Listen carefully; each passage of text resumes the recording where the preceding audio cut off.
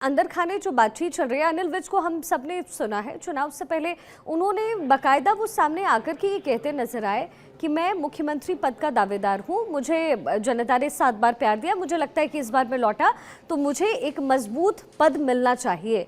अनिल विज को किस तरीके से कंट्रोल करने की कोशिश बीजेपी करेगी? और चूंकि गृह मंत्री शाह खुद पर्यवेक्षक बने हैं, तो सवाल ये भी है कि क्या अनिल विज की तरफ से कुछ ऐसी बातें कही जा रही है जिसमें डिसिप्लिन कहीं चरमराता हुआ बीजेपी के अंदर नजर आएगा? आदिति, देखिए, विधायक दल की जिस दिन बैठक होगी, अगर उस दिन ऐसा कोई मौका आता है, क्योंकि अनिल विज बेबाक है पहला, और दूसरी बात यह है कि अनिल विज खुद को अमित शाह के करीबी भी मानते हैं, और तीसरी बड़ी बात है कि अनिल विज वहां पर पंजाबियों का बड़ा चेहरा है। चौथी बात यह है कि जब मनोहर लाल खट्टर को हटाया गया था, तब अनिल विज ने खुलकर ये दावेदारी की थी कि उनको मुख्यमंत्री बनना चाहिए।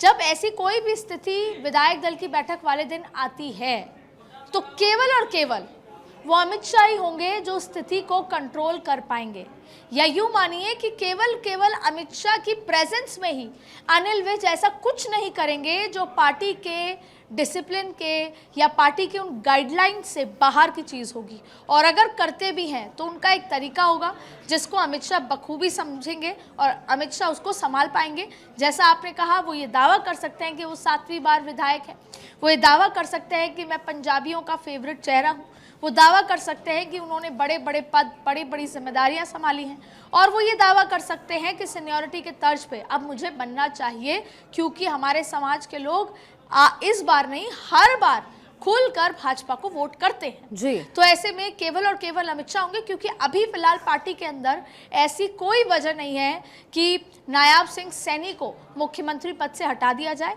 यहाँ तक कि चुनाव के दौरान जब घर घर जाके कैंपेन हो रहा था आधी रात को, जब रात के अंदर एक जो स्ट्रेटेजी बन रही थी, तब एससी समाज को ये कहा गया था कि जब जो पिछड़ा समाज है उसको ये कहा गया था, बार बार ये मैसेज दिया गया था कि सैनी ही मुख्यमंत्री बनेंगे। इसलिए बीजेपी के पास अभी कोई वजह नहीं है, और अनिल विज अगर किसी भी तरह की आवाज उठाते हैं तो विधायक दल की बैठक में सीनियर पर्यवेक्षक अमित शाह उसे बखूबी संभाल लेंगे। थानेश्वर मेरे सहयोगी भी इस समय ग्राउंड जीरो से हमारे साथ कनेक्टेड हैं। थानेश्वर, हमने देखा चुनाव के जो नतीजे आए उसमें लगभग 8 से 9 मंत्री थे मेरे ख्याल से जो चुनाव हार गए। तो ये मंत्रिमंडल जो होने वाला है हरियाणा में, वो इस बार किस तरीके से होगा? क्योंकि अदिति बता रही है कि नायब सिंह सैनी ही मुख्यमंत्री होंगे, कम से कम ये माहौल इस समय इसी तरीके का बनता हुआ नजर आ रहा है, लेकिन मंत्रिमंडल का स्वरूप क्या होगा? देखिए, माहौल ही नहीं, कंफर्म है कि नायब सिंह सैनी ही मुख्यमंत्री होंगे। भारत 24 पे सबसे पहले हम ये अनाउंस कर रहे हैं कि नायब सिंह सैनी ही मुख्यमंत्री होंगे, क्योंकि पंचकुला की रैली में अमित शाह ने ये अनाउंस किया था कि नायब सैनी के चेहरे पर हम चुनाव लड़ रहे हैं और तीसरी बार सरकार बनेगी तो अमित शाह की नायब सैनी ही मुख्यमंत्री बनेंगे। हाँ, बिल्कुल, अदिति भी यही कह रही थी कि वही पंचकुला के उस रैली का जिक्र अदिति ने अभी किया था। लेकिन चूंकि मंत्रिमंडल को लेकर के सवाल इसलिए अहम है क्योंकि जिसपे दाव बीजेपी आलाकमान ने पहले चला वो कहीं ना कहीं फेल हो गया। हाँ, भले 48 सीटें उनके खाते में आई है, तो फिर मंत्रिमंडल का स्वरूप कैसा होगा?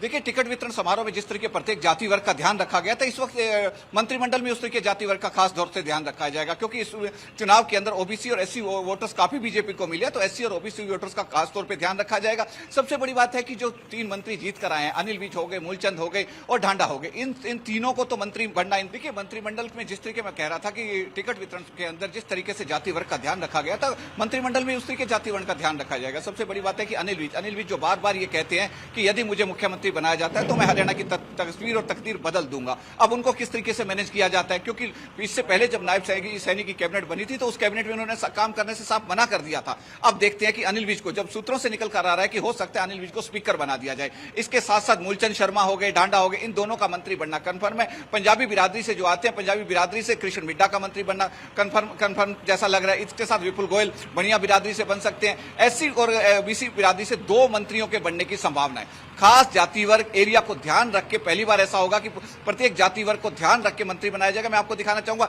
पंचकुला का यही वो दशहरा ग्राउंड है जिस पर आने वाली 17 तारीख को सुबह 11 बजे मुख्यमंत्री के रूप में नायब सैनी शपथ लेंगे, उनकी कैबिनेट शपथ लेगी। इसी दशहरा ग्राउंड के अंदर ही प्रधानमंत्री नरेंद्र मोदी आएंगे, अमित शाह आएंगे, राजनाथ सिंह आएंगे और जेपी नड्डा आएंगे। इनके साथ साथ जो बीजेपी की सीनियर नेता है वो आएंगे। इसके साथ साथ आरएसएस से जुड़े सभी नेता भी आएंगे। 10,000 लोगों के बैठने की यहां व्यवस्था की गई है और सबसे बड़ी बात है कि सुरक्षा के बहुत पुख्ता प्रबंध किए गए हैं, क्योंकि देश के साथ साथ विदेशों से भी लोगों के आने की संभावना है। इसलिए किसी भी तरह का कोई रिस्क नहीं लेना चाहता प्रशासन। और सबसे बड़ी बात है कि इस समारोह को भव्य बनाने के लिए आप देख सकते हैं कि युद्ध स्तर पर तैयारियां चल रही हैं, क्योंकि 17 तारीख में कुछ ही दिनों का समय शेष रह गया। कुछ दिन पहले यहां दशहरा मनाया गया, लेकिन अब जिस तेजी से यहां तैयारियां चल रही हैं उससे आप सहज ही अनुमान लगा सकते हैं कि इस समारोह को भव्य बनाने के लिए बीजेपी के दिन रात एक लगे हुए हैं। संजय भाटिया जो पूर्व सांसद है उनकी अध्यक्षता में ये सारी की सारी जो तैयारियां चल रही हैं। कुछ ही देर पहले तरुण चुग यहां आकर गए हैं और भी बीजेपी के जो आला अधिकारी हैं समय समय पर यहां का विजिट कर रहे हैं और देख रहे हैं कि तैयारियों में किसी तरह की चूक नहीं होनी चाहिए। जी।